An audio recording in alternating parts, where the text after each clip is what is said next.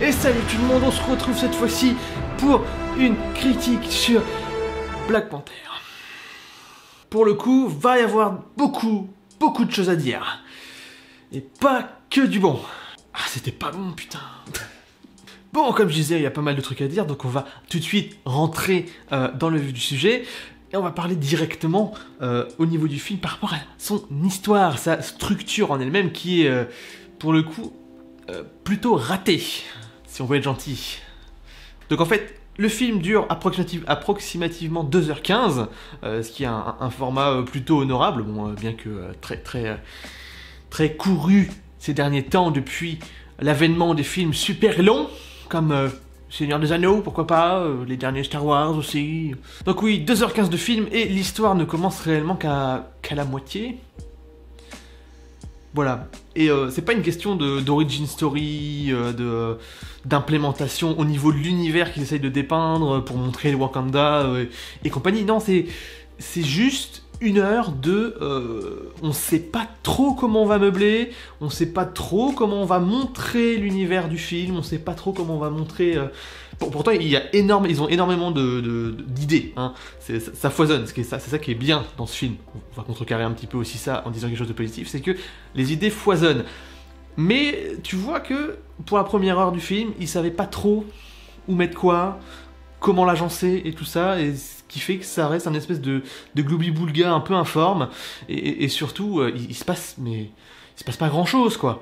On va dire que les enjeux se développent de manière très lente. On déplie tout doucement l'histoire, petit à petit et tout ça. Et d'ailleurs, en plus, quelque part, c'est assez paumant parce qu'au début, enfin, ça nous fait nous perdre assez facilement en tant que spectateur, parce qu'au début, on voit quelque chose. Je vais essayer de faire aucun spoiler, je vais essayer, hein. Pas sûr d'y arriver, mais on va quand même essayer. C'est-à-dire qu'au début, il y a une scène d'introduction au film, et on arrive à comprendre.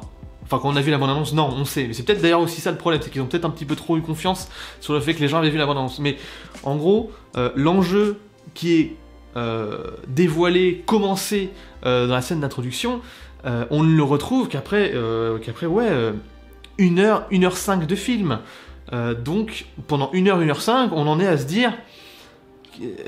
Qu'est-ce que vous me présentez là ? Quel intérêt vis-à-vis de votre scène d'intro ? Parce que bon, la scène d'introduction d'un film, quand même, c'est pas de la merde, hein. C'est pas là pour te dire, allez, on va mettre ça, hein. On sait pas trop pourquoi, mais on te le met, et puis le reste n'a rien à voir. Donc voilà, non, une scène d'introduction, ça a un but. Hein, en général, c'est... En général, quand tu connais bien ton taf, tu fais en sorte que ta scène d'introduction... Enfin, que ta scène, même, au final, de fin, rappelle ta scène d'introduction.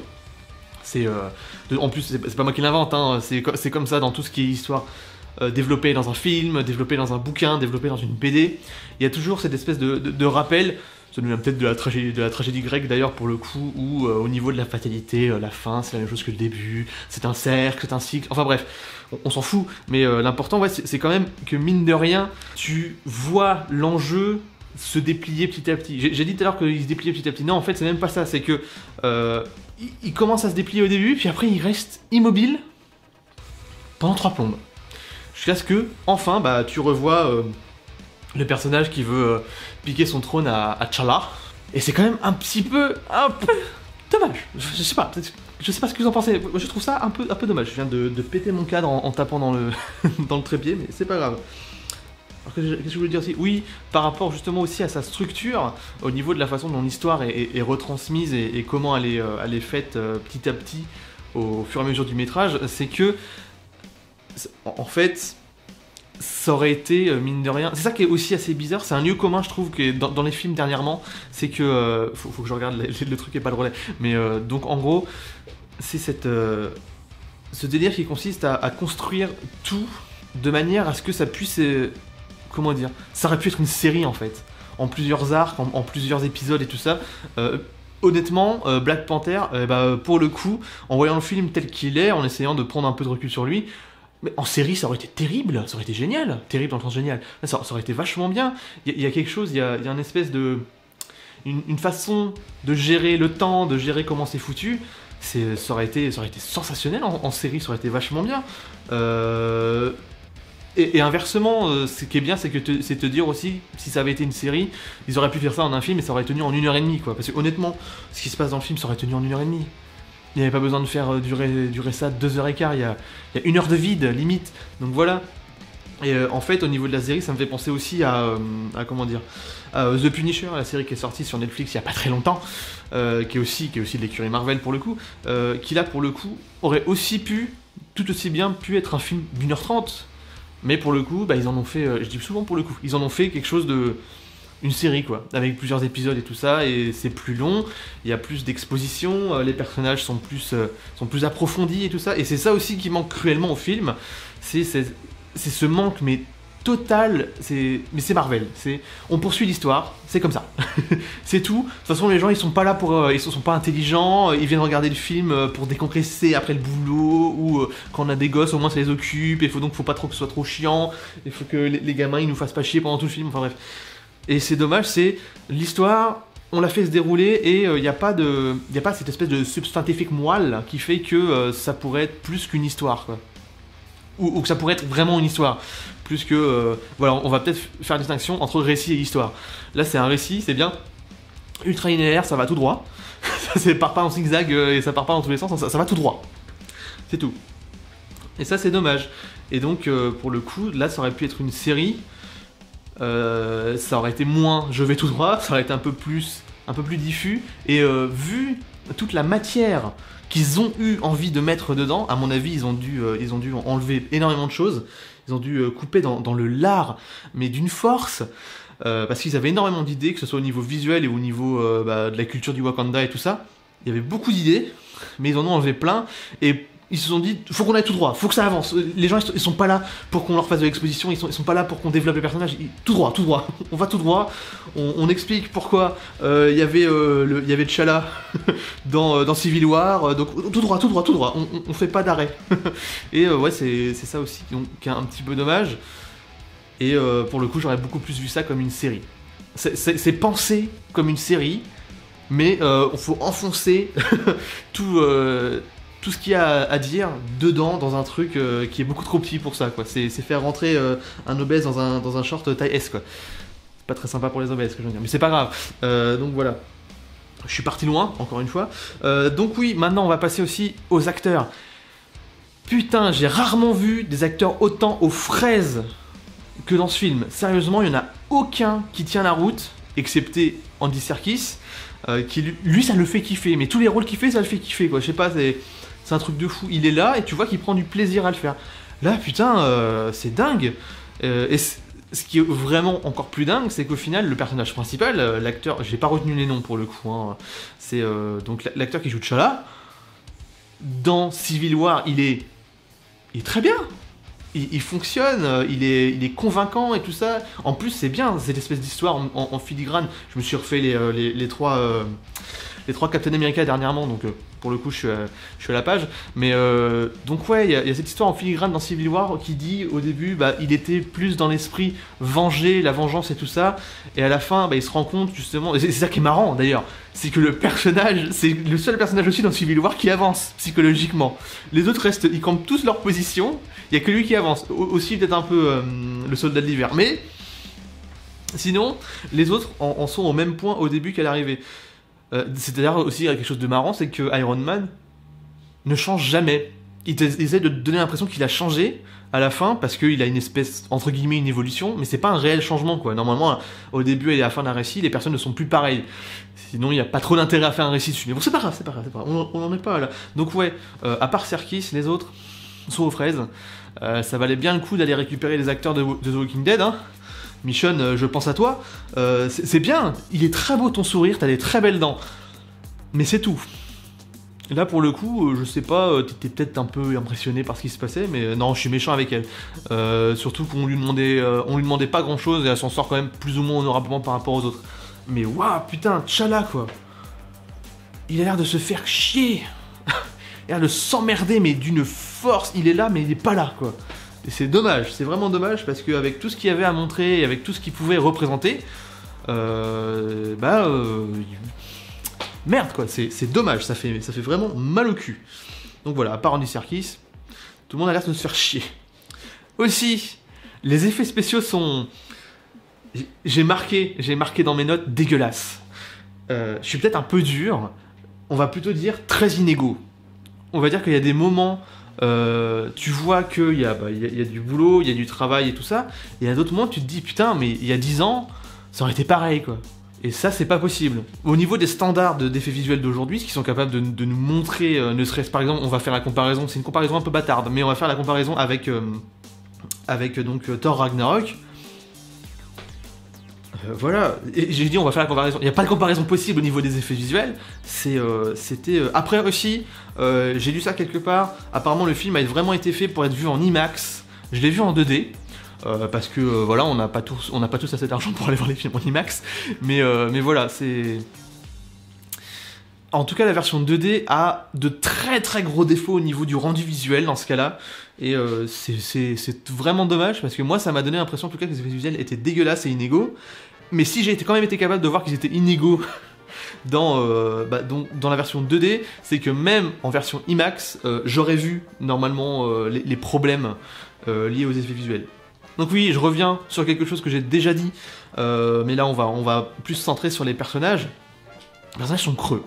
On va encore une fois comparer à Civil War, mais Black Panther dans Civil War, donc T'Challa, il y a quelque chose qui sort de lui. Tu sens qu'il est plein de noblesse, il est plein de courage, il est très fort et bon, plein d'orgueil aussi, mais voilà, c'est un vrai personnage quoi. Dans un point de vue bon très comment dire, très théâtre ancien grec peut-être, ouais, mais voilà, très tragédie grecque, mais c'est un vrai personnage quoi. Il a quelque chose à dire, il n'est pas là pour rien et il a du charisme. Voilà, c'est le mot que je cherchais depuis tout à l'heure. Je brodais autour, mais j'arrivais pas à trouver le mot charisme. Mais voilà, il avait du charisme. Et là, encore une fois, dans son propre film quand même. Pourtant, hein, c'est son nom qui est au-dessus de la porte, hein, quand même. Non, j'ai pas envie. Non, cette fois-ci, j'ai donné tout ce que j'avais dans Civil War. Cette fois-ci, non. Et c'est pas le seul. Tous, il y a un manque de charisme abyssal. Sauf encore une fois pour Andy Serkis, mais vraiment... En même temps, qu'est-ce que tu veux? On s'attarde jamais sur leur psychologie, on s'attarde sur rien. C'est ça aussi. Le problème, c'est qu'on ne s'attarde sur rien. Bon, le mot s'attarder a quelques connotations relativement négatives, mais ouais, on s'attarde tellement sur rien, on développe rien, c'est tout droit, l'histoire, voilà. C'est tout. Les personnages en pâtissent, quoi, donc ça devient un film zéro brain, quoi, il n'y a pas de cerveau, c'est tout, le machin c'est un légume, il va en roue libre, tout droit, c'est que ça, tout le temps, et c'est vraiment dommage.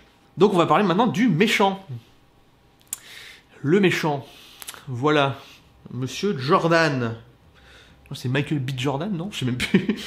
Voilà. Il est ridicule. Voilà, j'ai entendu beaucoup de gens dire « Ouais, il est super charismatique ». Non. Peut-être, les premières scènes où tu le vois, tu te dis « Toi, j'y t'aime bien ». Mais après, comment dire, le mec a une histoire, hein. Donc c'est vraiment ce que j'ai écrit. Ses motivations premières sont ultra réalistes. Je vais pas spoiler, vous savez de quoi je parle si vous avez vu le film. Ses motivations premières sont ultra réalistes et sont très bien. Il y a moyen de faire quelque chose, de broder sur ça et de faire quelque chose de vraiment cool. Il y avait de quoi faire un bon perso, mais putain, ils sont partis dans un truc. Donc ouais, il montre que justement par rapport... Bon, son histoire c'est par rapport à son père. De toute façon, c'est pas un très gros spoiler de toute manière, vous le savez dès le début du film. Donc voilà.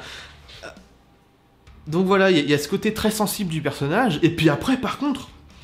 Le mec, en fait, est un gros fils de pute. Mais d'une force. Je sais pas si je vais faire un spoil, là, pour le coup. Si, je vais peut-être le faire quand même. Donc, je vais mettre un timecode pour que vous puissiez sauter ce passage-là. Mais voilà, pour vous montrer à quel point, en fait, le personnage passe de donc méchant auquel tu peux te rattacher parce que son histoire est très normale, très... Enfin, tu peux le comprendre, à psychopathe, mec qui a un sérieux problème, ça disjoncte là-haut. Donc en fait, voilà, le mec, au début, donc t'as toute son histoire par rapport à son père, tout ça, gna gna gna.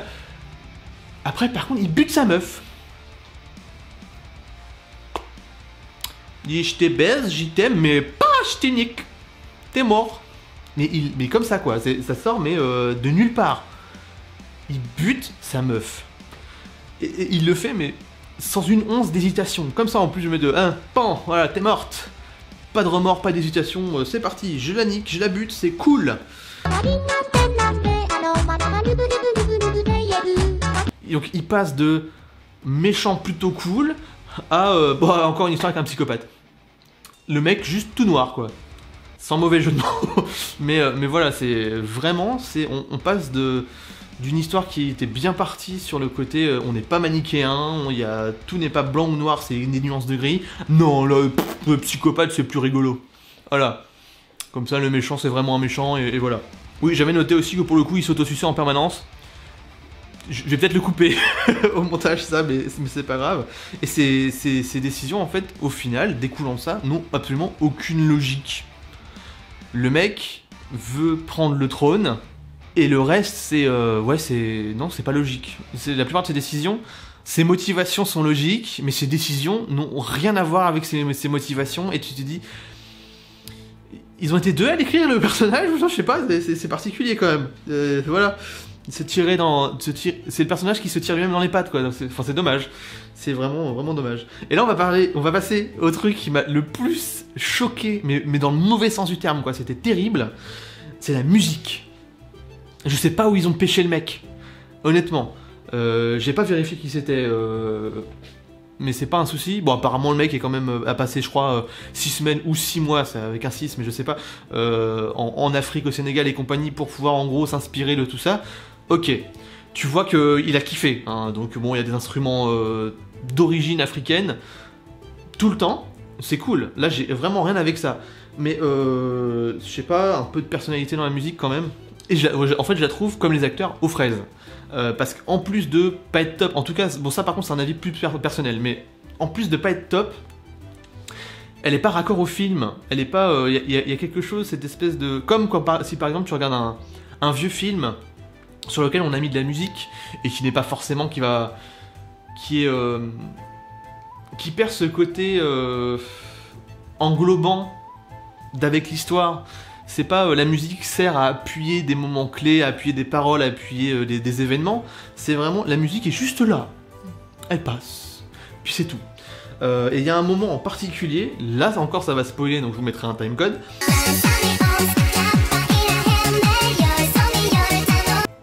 Vraiment un tout petit spoil, mais en gros quand T'Challa est intronisé en tant que roi et Black Panther, et bah il doit automatiquement passer par le monde des esprits, là où il y a son daron qui l'attend, et tout ça, et à ce moment-là, la musique fait un truc chelou, la musique part dans un espèce de délire particulier, le moment est très solennel, triste, mais cool parce qu'il revoit son père, donc quelque part il est heureux, donc voilà, donc tu te sens, tu sais, quelque chose d'assez doux, quelque chose d'assez, pas plat, mais quelque chose de solennel, quoi, mais avec quelques petites envolées sympatoches, dans le sens ah c'est mon papa, je retrouve mon papa, il sera toujours à mes côtés. Non, là t'as un espèce de truc, c'est de la tragédie, quoi. Genre t'as des espèces d'envolées de notes, des grosses, en plus des grosses notes, quoi, c'est pas des petites flûtes, tout ça, non, c'est ça le fait comme, ça arrive comme un cheveu au milieu de la soupe, sans aucune raison, ça appuie rien.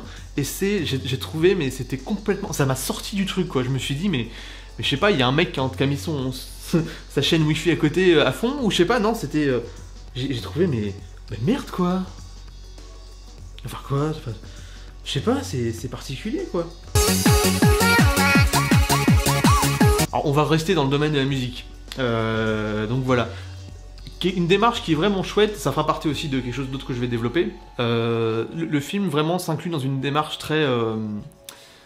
donner ses héros, en fait, à la population black. C'est des phrases où j'essaie de réfléchir avant de parler, parce que j'ai pas envie d'offenser qui que ce soit.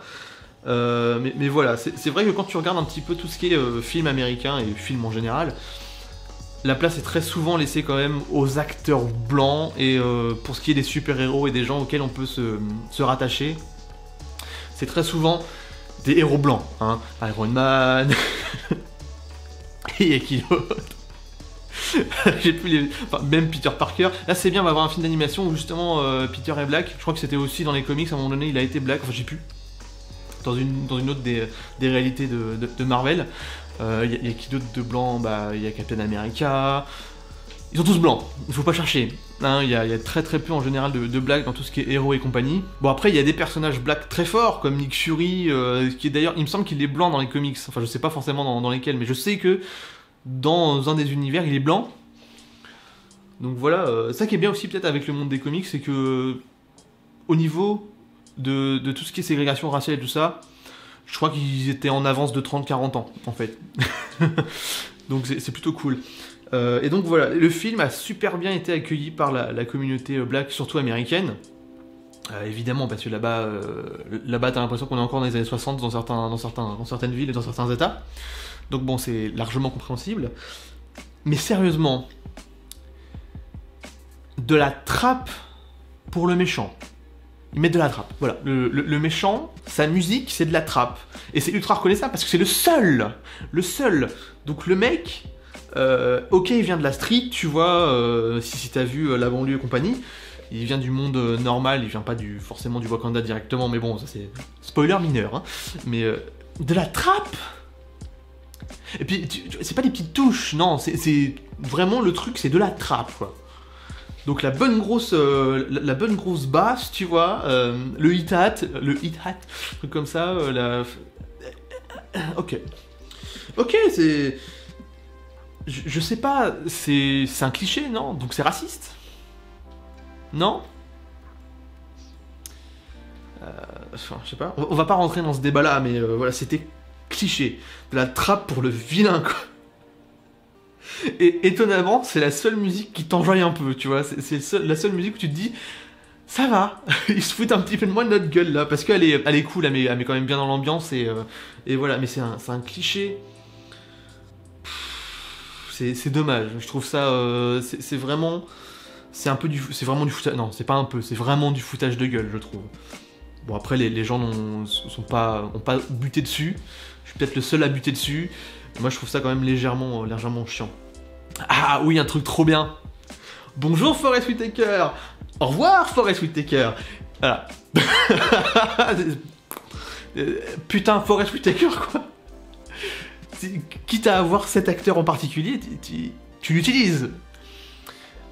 Enfin, là, il est utilisé, mais pas beaucoup, et pour pas longtemps, et voilà. C'est pas... Voilà, c'est dommage. C'est un peu comme son utilisation dans comment ça s'appelle, dans Rogue One. Il est pas très vu, mais après, ce qui se passe avec Rogue One, c'est que ça rentrait aussi dans une optique où faut regarder l'univers étendu que Disney nous crée, donc avec Star Wars Rebels, avec tout ça, les Rebels, Star Wars Rebels, Star Wars Rebels, la petite série animée là, qui apparemment est cool, va peut-être falloir que je m'y mette un jour. Donc voilà. Au revoir Forest Whitaker, merci d'être passé, tiens je te fais ton chèque, prends. C'est exactement ça. Aussi, donc juste petit commentaire un peu con, mais j'ai pas dit que j'étais intelligent, hein. C'est que, en sortant du film, je me suis dit, c'est un entre-deux, comme Marvel sait très bien les faire, c'était juste histoire de gagner du fric, donc on va mettre pas beaucoup d'argent dedans, voilà, et comme les gens sont un peu cons et que c'est des moutons, ils iront le voir en masse, et ça nous fera plein de fric, en ayant déboursé pas beaucoup. Je suis allé ensuite voir l'affiche du film, 200 millions, vous êtes sérieux ? 200 millions pour ça. Quand j'ai vu le chiffre, au début je me suis dit, allez, ils ont mis quoi, 100, 110, 120 ? Parce que ça me valait, j'avais à l'œil comme ça, tu te dis, non, ça va pas dû coûter super cher. 200 millions.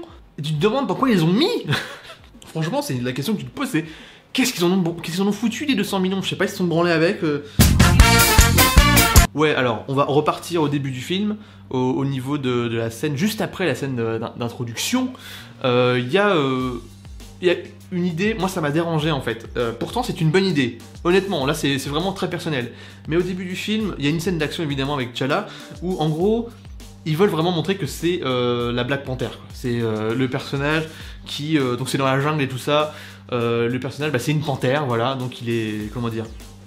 Il est furtif, il est rapide, il est silencieux, il est mortel. Donc voilà, fallait donner vraiment cette impression-là au niveau de l'action. Donc en fait, tu le vois uniquement quand il a fait l'action.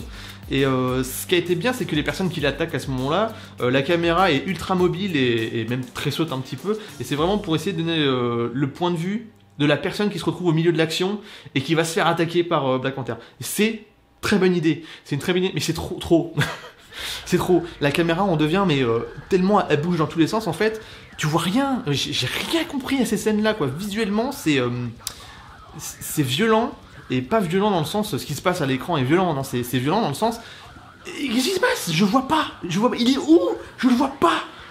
Et je pense que c'est une idée de mise en scène qui est assez bonne, très souvent utilisée, mais relativement bonne, mais c'était dommage, parce que ça te gâche le plaisir de voir le héros faire des trucs de héros, quoi.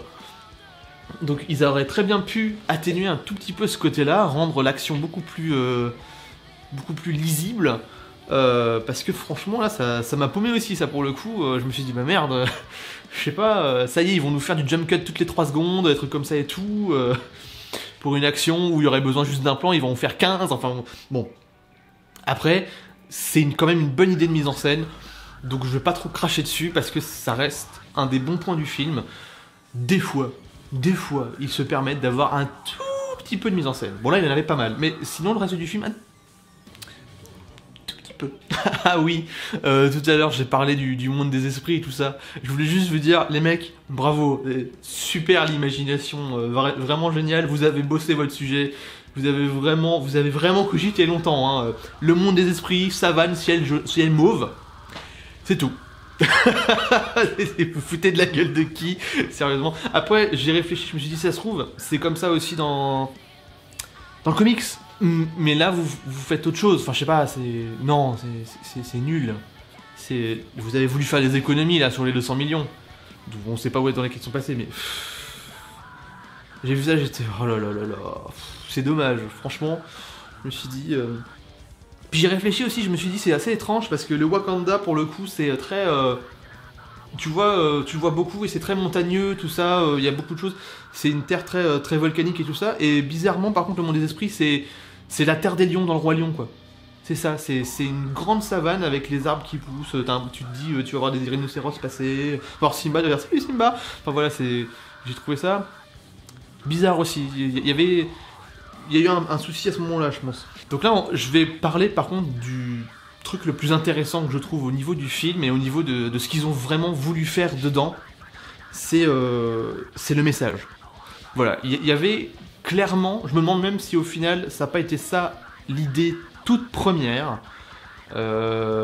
Surtout que de ce que tu vois dans Civil War, il y avait déjà cette ébauche d'idée, au point même que j'ai remarqué une grosse même incohérence entre les deux films. Mais voilà, je vais en parler un petit peu plus en profondeur. Donc en fait, le message, je relis beaucoup parce que j'ai fait un gros pavé dessus. En fait, le réel message, c'est la recherche de la réponse à la question, je vais la lire parce qu'elle est longue. C'est vraiment, devrions-nous venir en aide au monde, car nous en avons les moyens pour tenter de le rendre meilleur, tout en sachant que ça risque potentiellement de nous retomber dans la gueule. Voilà. Donc parce que le Wakanda tel que tu le vois, c'est vu, enfin tu le sais aussi dans les bandes annonces, de toute façon c'est dit, donc c'est pas un spoiler, ils sont ultra avancés grâce au vibranium qui leur est tombé dessus par une météorite il y a des centaines de milliers d'années. Tu vois que grâce à ça, ils sont devenus, ils ont des technologies incroyables, ils ont une culture très avancée, donc tu vois, ils sont vachement avancés en fait. Donc au niveau médical, au niveau technologique, au niveau... Ils ont limite des vaisseaux spatiaux, quoi, les trucs. Donc tu te dis quand même... Voilà, quoi, ils ont quelque chose à donner au monde. Et justement, tout le propos du film, c'est cette dualité entre l'idée... est-ce qu'on donne ce qu'on peut donner au monde pour qu'il aille mieux et tout ça, tout en se disant... parce que malheureusement, on donne aussi des technologies, donc on donne potentiellement des armes, on donne potentiellement des trucs qui peuvent nous retomber sur la tronche, les gens pourraient se retourner contre nous, en plus ils sauront qu'on est vraiment... ils vont savoir qu'on est vraiment là, ils pourraient s'attaquer à nous, tout ça, donc voilà, il y a vraiment... C'est cette idée de... on le fait ou on le fait pas. Est-ce que on garde cette espèce d'isolationnisme qui est relativement délétère, parce qu'au final, bon bah, à force de s'autosucer, c'est dégueulasse ce que je dis, mais voilà. Pour le coup, assez côté japonais, à l'époque où ils étaient très isolationnistes, jusqu'à ce que les Hollandais, les Portugais et tout ça, ils arrivent. Donc cette dualité aussi, avec l'idée de... Est-ce que donc on dit rien et on reste chez nous, ou est-ce qu'on essaye d'aider un peu le monde à avancer, à être meilleur, enfin voilà quoi. Autrement dit, devenir les guides du monde tout en se disant on va peut-être morfler, Ou alors en se disant, on les laisse dans leur merde, ils se débrouillent, c'est bon, voilà quoi, on en a marre, pourquoi nous on irait se faire chier avec ces gens qui de toute façon n'en ont rien à foutre et ce truc qu'ils veulent faire c'est se taper sur la gueule et tout ça. Ce qui est relativement compréhensible et ce qui est un message cool, c'est totalement inédit au sein du MCU, c'est bien, bravo Marvel. C'est super mal rendu, mais bravo. donc voilà, c'est chouette. Et ce qui est bien aussi, moi, ce à quoi ça m'a fait réfléchir, c'est que l'Afrique, au final, dans le monde tel qu'on est aujourd'hui, je parle IRL, hein, je parle pas dans le MCU, aurait... Enfin, ça donne le message que l'Afrique aurait aussi beaucoup à donner dans le monde tel qu'on le connaît aujourd'hui, et ce serait pas qu'un bloc continental du tiers-monde rempli de sauvages. Il y a plein de gens qui pensent encore ça, hein. Faut pas croire, hein. Le racisme ça existe, parce que c'est facile quand on n'est pas forcément de ce bord-là de se dire mais non, c'est des clichés, ça existe plus ça. Si, ça existe, il y a encore des connards qui pensent que les blacks sont moins intelligents parce qu'ils ont une cage, une boîte crânienne plus petite, ou qu'ils ont des grosses narines parce qu'ils ont un meilleur odorat. Voilà, il y a encore des gens comme ça. Enfin voilà, j'ai trouvé que c'était une très bonne idée, le message est a vraiment quelque chose de cool. Bon, il y a des espèces de vieux relents du côté ultra interventionniste des États-Unis à un moment donné, mais dans le bon sens du terme cette fois-ci. On leur pardonne. Surtout qu'au final, vu que le film c'est que des blacks à l'intérieur, tu te dis, voilà quoi, ils ont voulu vraiment donner une dimension totalement différente à ce délire très on intervient. Surtout que bon, l'interventionnisme américain, c'était plutôt de l'opportunisme. Me faire taper dessus par les Américains. Donc non, ouais, franchement, au niveau du message, c'est cool, et c'est ça qu'il faut vraiment retenir du film. Donc c'est pour ça que je vais passer sans doute à la conclusion dans pas longtemps. C'est que le film porte un message super cool, et c'est vraiment dommage qu'ils aient pas réussi à donner à ce message perdu un peu dans l'océan, une belle bouteille, quoi. Donc ils leur ont donné une vieille bouteille en plastoc déviant, mal fermée avec son vieux bouchon dégueulasse, alors qu'ils auraient dû donner, je sais pas... une belle bouteille, le Château Émilien, Vintage 82, enfin bref, voilà. Mais ça te donne envie de voir la suite, dans le sens où tu te dis, si les gens de chez Marvel et Disney en arrivent à ce genre de questionnement, à vouloir faire passer ce genre de message, on est quand même sur une bonne voie, au moins cinématographique et culturelle, ça pourrait être pas mal. Bon, je vais loin, je pars loin, je sais, mais pourquoi pas, après tout, espérons. Enfin voilà, je suis en train de donner à ce film, lui mettre sur les épaules mais des trucs absolument énormes, alors que le pauvre... En tout cas, pour un film, ce qui est bien, c'est qu'au moins il se suffit à lui-même, et ce qui est moins bien quand même, c'est que t'as moins l'impression qu'il fait partie. C'est encore ce problème chez Marvel, c'est que les films doivent se suffire à eux-mêmes, mais en même temps, il faut le montrer qu'ils font partie d'une continuité de film. Je viens de me rendre compte que mon capteur est dégueulasse. Donc bon, sinon, pour continuer... Oui, si. J'aime beaucoup le costume de Black Panther. C'est dommage que le film soit vraiment pas top, mais j'aime beaucoup son costume. C'est un de mes préférés. Franchement, il est cool, avec celui de Thor et celui du Doctor Strange aussi, qui est assez rigolo. Mais non, franchement, il est bien sur ce point-là. Vous avez eu la classe, les mecs. Bravo, vous avez fait un truc cool. Bon, sinon, on va partir sur la conclusion, parce que la vidéo va être beaucoup trop longue, comme d'habitude. Donc, qu'est-ce que je disais? Le film a un rythme chaotique, des visuels très inégaux, une histoire branlante, des enjeux un peu faibles, mais sa force vient de son message, de sa morale, comme je viens de passer plus de 5 minutes à vous le raconter. Donc ouais, je le vois plus comme une tentative assez audacieuse, mais maladroite, de la part des créateurs. Bon, aussi mélangé un petit peu à le côté peut-être un peu malveillant, pas super cool de Marvel, d'en faire un film un peu intercalaire, justement, entre Thor Ragnarok et Infinity War qui va sortir plus tard dans l'année. Donc ouais, je vois plus ça, c'est plus une tentative ratée, mais une bonne tentative, plutôt qu'un voilà, on se fout complètement de leur gueule aux spectateurs et donc on va faire du caca, c'est pas grave, de toute façon ils boufferont, ils mangent déjà leur merde, alors ils mangeront la nôtre aussi. Je suis vulgaire comme mec, mais c'est pas possible. Franchement, si les acteurs avaient pu se sortir du cul, ça aurait été pas mal, ça aurait été cool, tu vois, parce qu'il y a un sous-jeu permanent. C'en est chiant, ça te sort, parce que tu le vois quand tu te dis, bon, bah, ils sont pas ce qu'ils font, quoi. Bon, après, t'as Whittaker comme d'habitude qui est dans le surjeu, mais lui, c'est sa marque de fabrique. Donc lui, tu peux pas lui reprocher. Donc le film, honnêtement, mérite la moyenne. Même peut-être même 10, 10 et demi, mais moi je lui mets 9.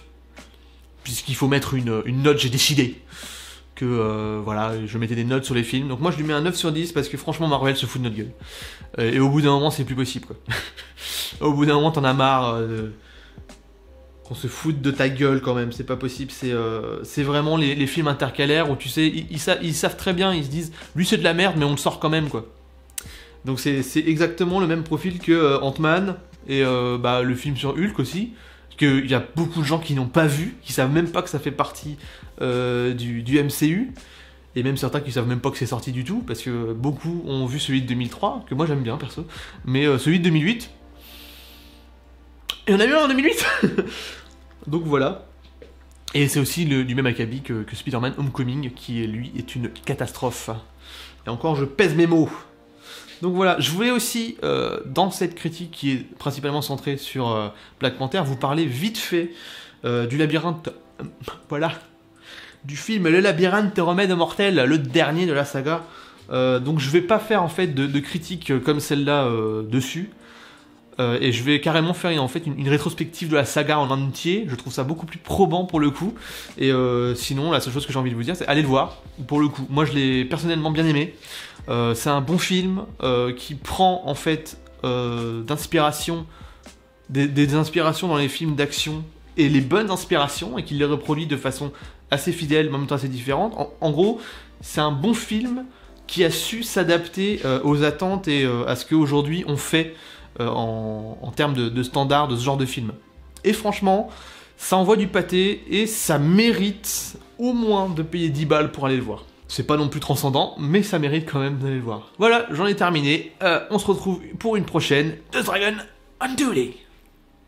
Ouais bon les potos, j'ai coupé un peu vite parce qu'en fait j'arrivais encore une fois à la limite de temps qui m'est imposée par ma caméra. Je peux pas faire de rush de plus de 21 minutes. Donc voilà, la seule chose que je voulais dire, comme d'habitude, c'est abonnement, like, Facebook, Twitter, tout ça. Surtout Facebook, parce que sur Twitter, je mets un peu rien pour l'instant. Donc voilà, si vous voulez que je continue à faire des critiques, venez vous abonner, venez en parler, venez faire des choses dans les commentaires. J'ai très envie d'en parler avec vous. M'engueuler avec vous, pourquoi pas aussi, parce qu'après tout, j'ai pas la vérité universelle et vous avez le droit de me dire... Pardon, de fermer ma grande gueule, c'est faisable, c'est faisable. Pas très sympa, mais c'est faisable. Et donc voilà, et si vous voulez que je continue, que je fasse d'autres choses, de toute façon, il y a beaucoup de choses en préparation. On se retrouve en tout cas dans très peu de temps pour un truc que j'espère qu'il va vous plaire. Et voilà, c'en est terminé. On se retrouve aussi très prochainement pour du gaming. Parce que ça fait longtemps aussi, parce que ça m'a un peu manqué, parce qu'il va peut-être falloir aussi qu'on continue la série Telltale sur The Walking Dead, parce qu'elle était cool, ce serait dommage de pas la finir. Et voilà, cette fois-ci c'est vraiment un au revoir, je suis désolé, je suis encore parti en digression, mais voilà, juste pour vous faire des bisous et vous dire à la prochaine, The Dragon on Duty.